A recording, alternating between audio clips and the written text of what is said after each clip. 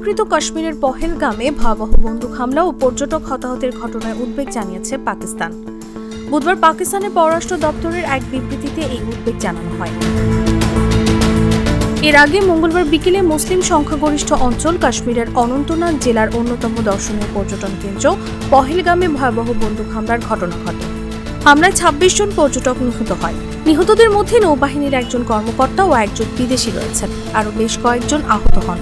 আহতদের কয়েকজনের অবস্থা আশঙ্কাজনক বলে খবরে বলা হয়েছে।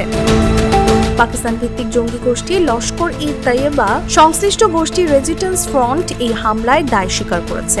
এই হামলার বিষয়ে গণমাধ্যমের এক প্রশ্নের জবাবে পাকিস্তানের পররাষ্ট্র দপ্তরের মুখপাত্র শফকাত খান এক বিবৃতিতে বলেন, আমরা অবৈধভাবে দখল করা জম্মু ও কাশ্মীরের অনন্তনাগ জেলায় হামলায় পর্যটকদের প্রাণহানি নিয়ে উদ্বিগ্ন। পাকিস্তানের সাবেক পররাষ্ট্রমন্ত্রী খুররম দস্তগীর খানও হামলায় প্রাণহানি নিয়ে উদ্বেগ প্রকাশ করে এক্স পোস্টে নিহত ব্যক্তি ও তাদের পরিবার ও স্বজনদের প্রতি সমবেদনা প্রকাশ করেন। ইকোনমিক টাইমসের প্রতিবেদন মতে পাক প্রতিরক্ষা মন্ত্রী খাজা আসিফও হামলা নিয়ে প্রতিক্রিয়া জানিয়েছেন। তিনি বলেছেন, এই ঘটনার সঙ্গে আমাদের কোনো সম্পর্ক নেই। আমরা সর্বত্র ও সব ধরনের সন্ত্রাসকে প্রত্যাখ্যান করি। এদিকে হামলার ঘটনার পর বুধবার সৌদি আরব থেকে ফেরার পথে ভারতীয় প্রধানমন্ত্রী নরেন্দ্র মোদীর বহনকারী বিমান পাকিস্তানের আকাশপথ এড়িয়ে গেছে। বিপরীতে বিমানটি আরব সাগরের উপর দিয়ে উড়ে গুজরাট থেকে ভারতের আকাশে প্রবেশ করে। যদিও সৌদিতে যাওয়ার সময় তিনি প্রতিবেশী দেশটির আকাশপথ ব্যবহার করেছিলেন। দুদিনের সফরে মঙ্গলবার সকালে সৌদি আরবের উদ্দেশ্যে রওনা হন মোদী। এরপরই কাশ্মীরের অনন্তনাগ জেলার পহেলগামে ভয়াবহ বন্দুক হামলার ঘটনা ঘটে। হামলার প্রেক্ষিতে মোদী সৌদি আরব সফর সংক্ষিপ্ত করে দেশে ফিরে এসেছেন।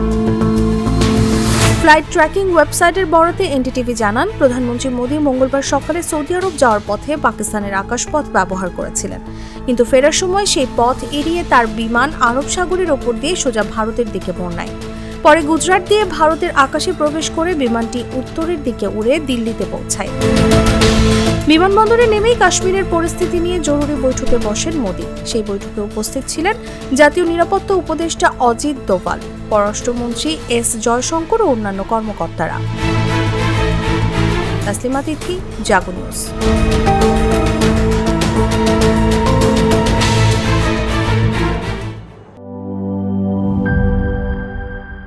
Enjoy the life, চলো উড়াই খুশি তুলে নিয়ে হাতে।